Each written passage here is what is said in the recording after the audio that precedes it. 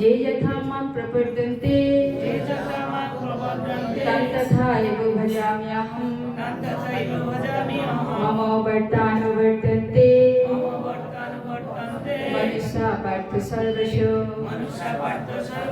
অনুবাদ, যারা যেভাবে আমার প্রতি আত্মসমর্পণ করে আমি তাদেরকে সেভাবেই পুরস্কৃত করি। হে পার্থ, সকলেই সর্বতভাবে আমার পথ অনুসরণ করে। তাৎপর্য শ্রীল প্রভুপাদ কি। সকলেই বিভিন্ন দৃষ্টিকোণ থেকে শ্রীকৃষ্ণের অন্বেষণ করছে। পরমেশ্বর ভগবান শ্রীকৃষ্ণকে তার নির্বিশেষ ব্রহ্মজ্যোতি রূপে এবং অনু পরমাণু সহ সর্বভূতে বিরাজমান পরমাত্মা রূপে পূর্ণরূপে উপলব্ধি করা যায় না, কিন্তু তার শুদ্ধ ভক্তেরাই কেবল শ্রীকৃষ্ণকে পূর্ণরূপে উপলব্ধি করতে পারেন। সমস্ত তত্ত্ব অনুসন্ধানী সাধকের সাধনার বস্তু হচ্ছে শ্রীকৃষ্ণ। তবে যে যেভাবে ভগবানকে পেতে চায় তার সিদ্ধিও হয় তেমনভাবে। অপ্রাকৃত জগতেও ভগবান তার শুদ্ধ ভক্তের ভাবনা অনুযায়ী তাদের সঙ্গে ভাবের বিনিময় করেন। সেখানে কেউ শ্রীকৃষ্ণকে পরমেশ্বর জ্ঞানে সেবা করে, কেউ তাকে সখা বলে মনে করে খেলা করে, কেউ সন্তান বলে মনে করে স্নেহ করে, আবার কেউ পরম প্রিয় বলে মনে করে ভালোবাসে। ভগবানও তেমন তাদের বাসনা অনুযায়ী তাদের সকলের সঙ্গে লীলা খেলা করে তাদের ভালোবাসার প্রতিদান দেন।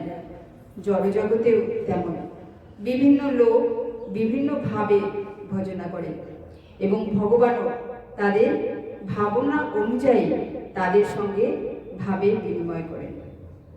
ভগবানের শুদ্ধ ভক্তেরা অপ্রাকৃত জগতে এই জড়জগতে ভগবানের সান্নিধ্য লাভ করেন এবং তার সেবায় নিয়োজিত হয়ে অপ্রাকৃত আনন্দ অনুভব করেন। যে সমস্ত নির্বিশেষবাদী তাদের আত্মার সত্তাকে বিনাশ করে দিয়ে আধ্যাত্মিক আত্মহত্যা করতে চায়, শ্রীকৃষ্ণ তাদের তার ব্রহ্মজ্যোতিতে আত্মসাৎ করে নেন। এই সমস্ত নির্বিশেষবাদীরা ভগবানের সচ্চিদানন্দময় রূপ বিশ্বাস করে না, তাই তারা ভগবানের সান্নিধ্য লাভের আনন্দ উপলব্ধি করতে পারে না এবং পরিণামে তাদের ব্যক্তিগত সত্তার অনুভূতিও বিলুপ্ত হয়ে যায়। তাদের মধ্যে কেউ কেউ আবার ব্রহ্মেও বিলীন হয়ে যেতে পারে না। তারা এই জগতে ফিরে এসে তাদের সুপ্ত ভোগবাসনা চরিতার্থ করে। তারা অপ্রাকৃত জগতে প্রবেশ করার অনুমতি পায় না, কিন্তু এই জগতে এসে আবার পবিত্র হবার সুযোগ পায়। যারা সকাম কর্মে যজ্ঞের স্বরূপে ভগবান তাদের যাগযজ্ঞ অনুষ্ঠানের ফল প্রদান করেন এবং যে সমস্ত যোগী সিদ্ধি কামনা করে তিনি তাদের সেই ক্ষমতা প্রদান করেন। এভাবেই আমরা দেখতে পাই সকলের সাধনার সিদ্ধি লাভ হয় ভগবানেরই করুণার ফলে এবং পরমার্থ সাধনের বিভিন্ন পন্থাগুলি হচ্ছে সেই একই মার্গের বিভিন্ন স্তর। তাই কৃষ্ণ ভাবনার চরম সিদ্ধির স্তরে অধিষ্ঠিত না হলে সমস্ত প্রচেষ্টাই অসম্পূর্ণ থেকে যায়। শ্রীমদ্ ভগবতের 2:3-10 এই সম্বন্ধে বলা হয়েছে, অকাম সর্বকাম বা মোক্ষকাম উদাহরতি তীব্রেণ মুক্তি যোগেন যোগেন পুরুষ পরম। সব রকম কামনা বাসনা রহিত ভক্তই হোক, সব রকম কামনা বিশিষ্ট জাগিকই হোক বা মোক্ষকামী যোগী হোক না কেন, সকলের কর্তব্য হচ্ছে ভক্তি যোগের দ্বারা ভগবানের আরাধনা করা। অর্থাৎ ভগবানকে যে যেই রূপে ভালোবাসে, যে যেই ভাবে ভালোবাসে, যে যেই সম্পর্কের হিসেবেই ভালোবাসুক না কেন, ভগবান ঠিক সেই মতো তাকে পুরস্কৃত করেন, অর্থাৎ তার সঙ্গে লীলা বিলাস করেন। কেউ ধরুন আমাদের 20% ভগবান আর 80% জাগতিক জগৎকে দিলাম, তাহলে ভগবানও তাকে 20%ই রিটার্ন দেবে। কেউ যদি 50% সংসার, 50% ভগবান, তাহলে ভগবানও তাকে 50%ই রিটার্ন দেবে। এবার কেউ যদি 80% 80% সংসার এবং 80% ভগবানকে দেয়, 20% ভগবানকে দেয়, ভগবানও তাকে 80% দেবে, 20% দেবে না। বাট 100% ফুল অফ সারেন্ডার, শরণাগতি যদি আমরা ভগবানকে কেউ দেয়, তাহলে ভগবানও তাকে 100% দেবে না, 200% দেবে। তাহলে ভগবানের প্রতি যে শরণাগত, ভগবানকে যে ছাড়া থাকতে পারে না, ভগবানও তাকে ছাড়া থাকতে পারে না। এইরকম প্রচুর উদাহরণ আমরা দেখতে পাই। তো ঠিক একজন মা বাচ্চাকে কি করে, এখন যখন বাচ্চা ছোট থাকে কিছু খেলনা দিয়ে বসিয়ে রাখে, ঠিক? মা তার কাজকর্মতে ব্যস্ত থাকে, বাচ্চাটা খেলে খেলে খেলে খেলে, কিন্তু খেলনাতে যখন তার মন ভরবে না, যখন তার মাকে প্রয়োজন হবে, মাকে ডাকলেও যখন মা আসবে না, বাচ্চারা তখন কি করে কাঁদতে থাকে। মা যখন তাও আসে না, বাচ্চাটা কি করে, আরো জোরে কাঁদতে থাকে, ঠিক? তখন গিয়ে মা যখন দেখে বাচ্চা আমাকে ছাড়া থাকতে পারছে না, তখন গিয়ে মা ছুটে চলে আসে। তো ঠিক তেমনি অদ্বৈত আচার্য প্রভু মহাপ্রভুকে এই জগতে আনার জন্য 50 বছর শালিগ্রাম শিলাকে তুলসী পত্র দিয়ে পূজা করে তিনি মহাপ্রভুকে আহ্বান করেছেন। কেন? কারণ তখন এই সময়টা ভালো ছিল না, জবনদের আধিপত্য ছিল, এবং তখন বিভিন্ন দেবদেবী, বিশেষ করে মা কালী, চণ্ডী, এই সমস্ত দেবদেবীদের উপাসনা হতো, এবং বিভিন্ন রকম বলি প্রথাও তখন ছিল। তো এই কারণে একটা অরাজকতার সৃষ্টি হয়েছিল। তখন সেই চিন্তিত অবস্থায়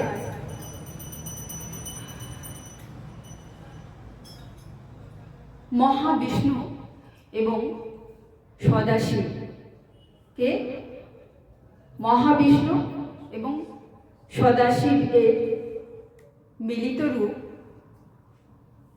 এই পৃথিবীতে এসে পৌঁছালেন কি রূপে?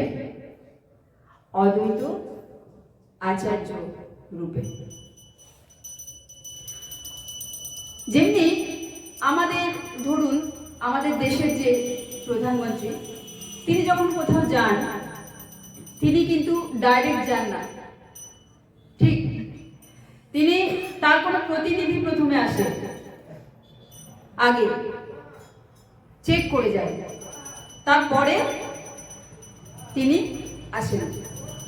ঠিক তেমনি সেই অরাজকতার সময়ে শ্রী চৈতন্য মহাপ্রভু যখন অবতার নেবার সিদ্ধান্ত নিলেন এই কলিযুগে, তিনি তার 60 বছর আগে, অর্থাৎ অদ্বৈত আচার্য গোস্বামী মহাপ্রভুর আসার প্রায় 7 বছর আগে এই ধরাধামে এসেছিলেন।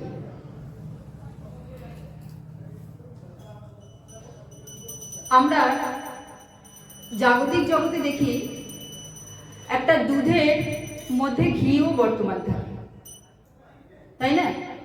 কিন্তু ডাইরেক্ট আমরা ঘি হিসেবে সেটাকে পেতে পারি না।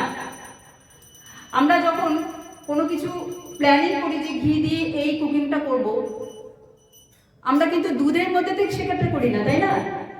আমরা সেই ধরি আমরা কিছু ভাজা করব, ঘি দিয়ে ভাজব, তো সেই ভাজাটা আমরা দুধে কি ডাইরেক্ট ভাজি?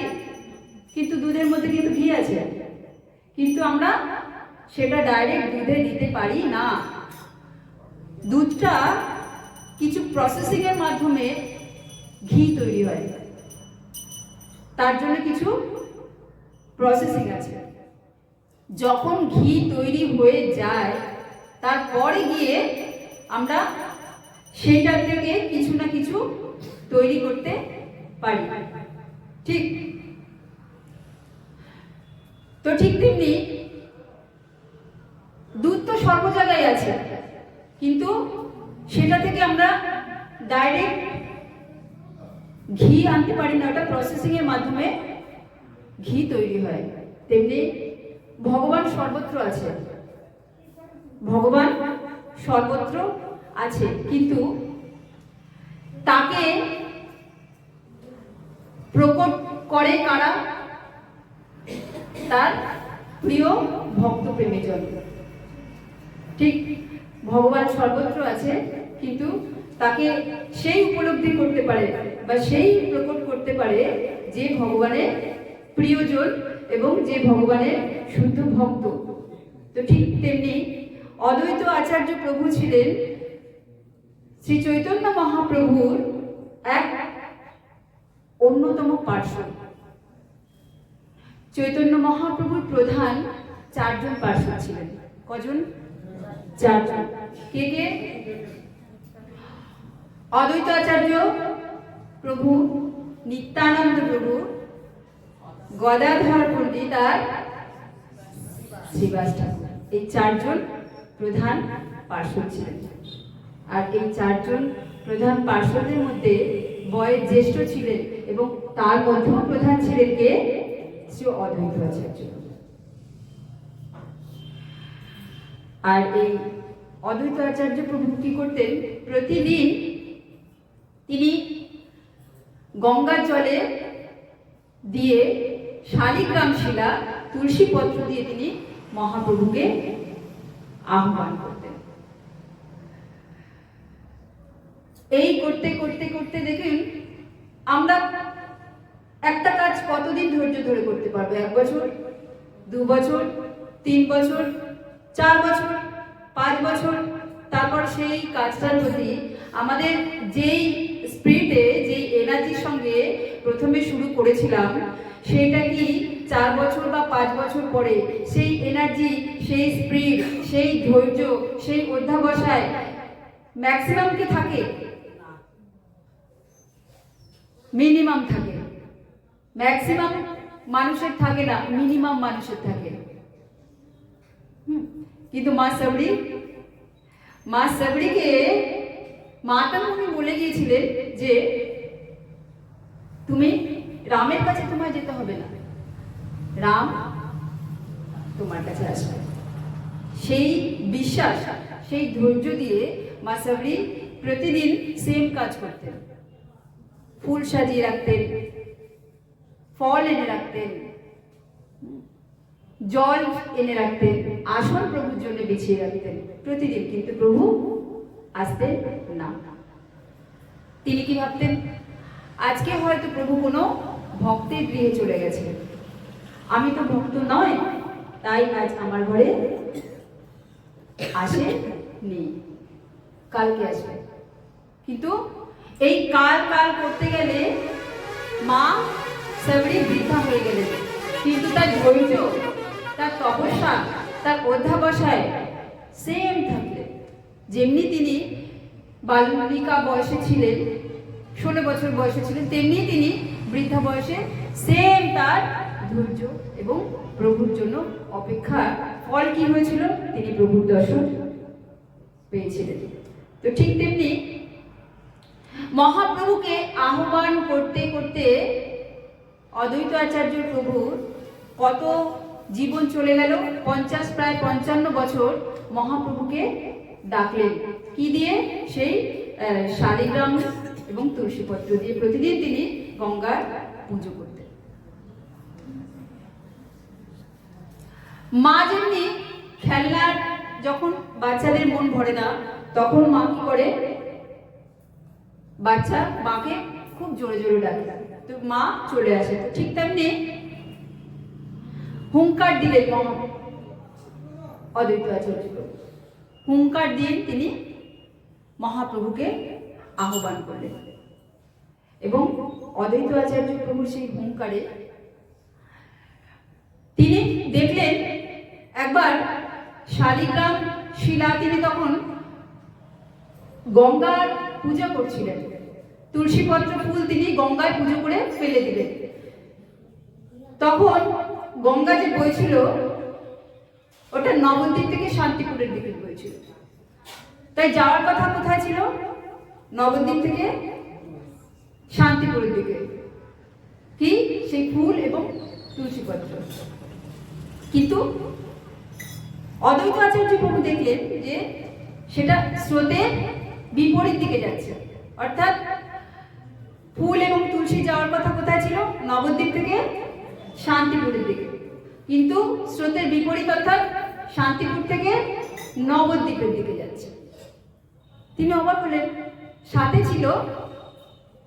কে ছিল, হরিদাস ঠাকুর। কে ছিল, হরিদাস ঠাকুর। তো অদ্বৈত আচার্য প্রভু গঙ্গার তীর দিয়ে দৌড়াতে দৌড়াতে দৌড়াতে দৌড়াতে ঠিক তুলসীপত্র এবং ফুল যেই দিকে যাচ্ছে গঙ্গার তীর দিয়ে অদ্বৈত আচার্য প্রভু ঠিক সেই তাকে ফলো করে যাচ্ছে, দৌড়াচ্ছে। ওইদিকে কি হয়েছে, মহাপ্রভু তখন সচিমাতার গর্ভে এসেছে। তিনি স্নান করতে গেছেন নবদ্বীপে ঘাটে, মা সচি স্নান করছেন। যখন তিনি স্নান করছেন আর ওইদিকে অদ্বৈত আচার্য প্রভু সেই তুলসীপত্র এবং ফুলের পেছনে দৌড়াতে দৌড়াতে দৌড়াতে দূর থেকে দেখছেন সেই তুলসীপত্র এবং ফুল সচিমাতা যেখানে স্নান করছিল তার কাছে ঘিরে আছে। তখন অদ্বৈত প্রভু বুঝে গেছেন যে এখানেই মহাপ্রভু, এখানেই ভগবান অবতার নেবেন।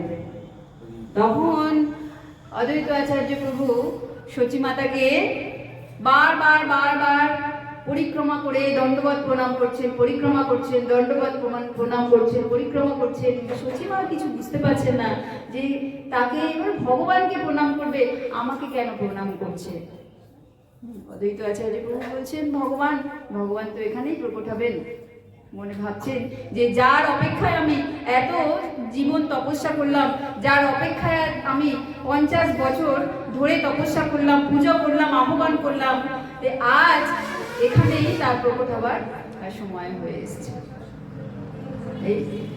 তাই সেই অদ্বৈত আচার্য প্রভুর আজ এই সাধু গুরু বৈষ্ণবের কৃপাতে, কৃপা মানে কি, করে পাওয়া, কৃপা মানে করে পাওয়া।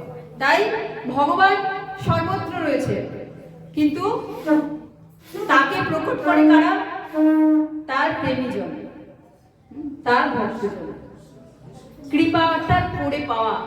ভগবানের জন্য যে যেটুকু করবে, যে যেভাবে সমর্পণ করবে, ভগবান তার প্রতি সেই রকমই কৃপা করবে। যে যেটুকু করবে, করে পাওয়া, যে যেটুকু ভগবানের করবে, জগন্নাথ মহাপ্রভু কি, তো সেটুকুই যেমনি। তাই আমাদের ভগবানের কৃপা পাওয়ার জন্য সাধু গুরু বৈষ্ণবের উপর নির্ভরশীল হতে হবে। যদি তাদের কৃপা পাওয়া যায়, আমাদের গুরুদেব সাধু গুরু বৈষ্ণবরা কি করেন, তারা যেমনি দেখুন মেঘের কিছু নির্দিষ্ট জল থাকে না। মেঘের কি নির্দিষ্ট জল থাকে কোনো? মেঘের কাছে কি জল থাকে? থাকে না। সূর্যের কাছে কি জল থাকে? সূর্য জলটাকে মেঘে পরিণত করে, মেঘ ওই বৃষ্টি রূপে আমাদের মধ্যে প্রবেশ করে। তা সূর্য কি করে, সমুদ্র থেকে শুকিয়ে, সমুদ্র থেকে বাষ্পের মাধ্যমে মেঘ তৈরি করে, সমুদ্র থেকে বাষ্পের মাধ্যমে মেঘ তৈরি করে। আফটার দেন মেঘটা জল রূপে আমাদের নিকট উপস্থিত হয়। সমুদ্র থেকে ডাইরেক্ট কিন্তু আমরা জলটা পেয়ে যাই না, আমরা বৃষ্টির মাধ্যমে জল পাই। তো আর তার সূর্য কি করে? সূর্য প্রসেসিং করে যে সমুদ্র বা নদী থেকে বাষ্প নিয়ে মেঘ তৈরি করে আমাদের নিকট সেটা পাঠায়। তো ঠিক তেমনি আমাদের গুরুদেব বা সাধুরা কি করেন? ভগবানের থেকে তাদের ভক্তির মাধ্যমে, তপস্যার মাধ্যমে ভগবানের থেকে যে শক্তি কৃপা প্রাপ্ত হয়, সেই কৃপা আমাদের উপর বর্ষণ করে। তাই তাদের নির্দেশ মতো, তাদের সান্নিধ্য থেকে, সাধুর সঙ্গে থেকে, তাদের মুখ নিশ্চিত যে বাণী শ্রবণ করে এবং তাদের নির্দেশাবলী শ্রবণ করে যদি আমরা ভক্তি জীবন পালন করতে পারি, তাহলেই আমরা একটা নির্দিষ্ট জায়গায় পৌঁছাতে পারব। এই প্রসঙ্গে একটা আমাদের চৈতন্য চরিতামৃত, যে চৈতন্য চরিতামৃতের রচয়িতাকে বলতে পারবেন? চৈতন্য চরিতামৃতের রচয়িতা ছিল কৃষ্ণদাস কবিরাজ গোস্বামী। তিনি একবার দিল্লিতে গিয়েছিলেন। দিল্লিতে তার কিছু ভক্তিমূলক কাজকর্ম ছিল। তিনি বাস করতেন কোথায়? তখন বৃন্দাবনে। কোথায়? বৃন্দাবনে। তো সেই বৃন্দাবন থেকে তিনি দিল্লিতে গিয়েছিলেন। দিল্লিতে তখন তিনি দেখছেন একজন নর্তকী নৃত্য করছেন। কে? নর্তকী নৃত্য করছেন। দূর থেকে কৃষ্ণদাস কবিরাজ গোস্বামী দেখলেন, বাহ, খুব সুন্দর নৃত্য করছেন। এই নৃত্য এই জাগতিক জগতের জন্য করছে, কিন্তু এই নৃত্য যদি ভগবানের সামনে করতেন তাহলে ভগবান কতই না প্রসন্ন হতেন। এই দৃষ্টিতে তিনি নর্তকীর দিকে তাকিয়ে আছেন। কিন্তু জাগতিক মানুষরা কি মনে করছে? দেখো, একজন সাধু নর্তকীর দিকে দেখছে, তাদের মনোভাব নেগেটিভ। তো তিনি নর্তকীর দিকে কাছে এগিয়ে গেলেন, গেলে 1 টাকা দিলেন। ক টাকা? 1 টাকা। তো 500 550 বছর আগে 1 টাকার দাম অনেক প্রচুর ছিল, 1000 টাকারও বেশি অনেক ছিল।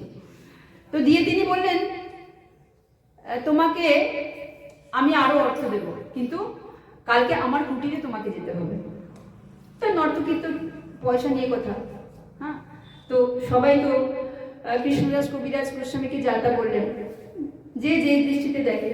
সাধুদের চিনতে সাধুরাই পারে, সাধুদের চিনতে সাধুরাই পারে। সাধুদের কথা মুখ নিঃসৃত বাণী তাদের সাধুতার পরিচয়। যতক্ষণ না মুখ খুলবে সাধু কি জিনিস বোঝা সম্ভব নয়। তো সাধুরা জাগতিক জগতের ঊর্ধ্বে, তারা জাগতিক মানুষ তাদেরকে কি বললো তাদের কিছু,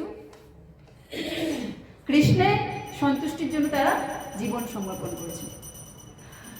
যখন কুটিরে গেলেন সেই নর্তকী কৃষ্ণদাস কবিরাজ গোস্বামী কুটিরে, তখন নর্তকী থেকে তিনি 10 টাকা দিলেন। কত? 10 টাকা, মানে এখন প্রচুর টাকা। তো বললেন, তোমাকে আমি এমন কিছু দেব, এমন সম্পত্তি দেব যে আজকের পর বা সেটা পাওয়ার পর তোমার আর নৃত্য করতে হবে না, তোমার এই জগতের মানুষকে আর খুশি করতে হবে না, কিন্তু তার জন্য তোমাকে একটা জায়গায় যেতে হবে আমার সঙ্গে। নর্তকী তো খুশিতে পাগল হয়ে গেল যে এত কষ্ট করে আমি জীবন ধারণ করছি, এই যদি এত সম্পত্তি আমি পেয়ে যাই তাহলে তো যেতে কি সমস্যা আছে। নর্তকী চলে গেলেন। কৃষ্ণদাস কবিরাজ গোস্বামী তাকে নিয়ে এলেন বৃন্দাবনে। বৃন্দাবনে মান সরোবর, কেউ গেছেন? মানসী গঙ্গা, মানসী গঙ্গা গোবর্ধনের পাশে, যেটা ভগবানের মন থেকে সৃষ্টি হয়েছিলেন। সেই মানসী গঙ্গাতে তিনি নর্তকীকে স্নান করালেন। কোথায়? মানসী গঙ্গা। স্নান করে তিনি তখন তার সেবিত বিগ্রহ ছিলেন যে শ্রীনাথ শ্রীনাথ ভগবান। সেই শ্রীনাথ ভগবানের সামনে নিয়ে এসে দেখুন, ভগবানের যে শুদ্ধ ভক্ত, ভগবানকে যে সমর্পণ করছে, ভগবান তার মনে মনে রন্ধে রন্ধে বাস করে। যেমনি অর্জুনের জন্য ভগবান তার রথের ড্রাইভার হয়ে গেলেন। অর্জুন যেখানে বসে, যে অর্জুনের যেখানে চরণ, ভগবান সেখানে বসছেন। ভক্তের চরণের পাশে ভগবান বসছেন। দ্রৌপদীর পাদুকা ভগবান হাতে করে নিয়ে যাচ্ছেন। তো শুদ্ধ ভক্তের মনের ইচ্ছা এবং তার সঙ্গে ভগবান যে যেমনি ভাবে তার সঙ্গে সেমনি ভাবে লীলা করে, ভগবান কি কি না করতে পারে। সেই নর্তকীকে টাইম কটা হয়ে গেছে না, নিয়ে এসে তিনি ভগবানকে বললেন, প্রভু ভেট এনেছে স্বীকার করেন। এবার নর্তকী কি বলছেন, এই যে আমার প্রভু, এই যে আমার শেঠ, তুমি একে খুশি করো, ইনি প্রসন্ন হলে আর কাউকে তোমার কোনোদিনও প্রসন্ন করতে হবে না। যেহেতু কৃষ্ণদাস ভগবানকে বললেন, সেই নর্তকী যখন নৃত্য শুরু করলেন, নৃত্য শুরু করতে যেমনি মীরা ভগবানের সঙ্গে বিলীন হয়ে গিয়েছিল, তেমনি মুহূর্তের মধ্যে তিনি সশরীরে ঝলকিয়ে ভগবত ধামে প্রবেশ করলেন। না হলে তিনি যা কর্ম করছিলেন নর্তকী, জন্ম জন্মান্তর ধরে তার নরকবাস হতো। কিন্তু যেহেতু সাধুর কৃপা পড়ে গেছে, সাধুর দৃষ্টি পড়ে গেছে, সাধুর কৃপাতে সে ভগবানের কাছে পৌঁছে গেছে। তাই এই জাগতিক শরীরে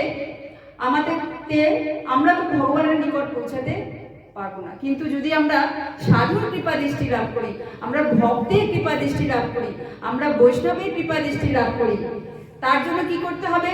আমরা তাদের আদেশ মেনে চলতে হবে, তাদের নির্দেশাবলী মেনে চলতে হবে, তবেই আমরা সেই জায়গায় পৌঁছাতে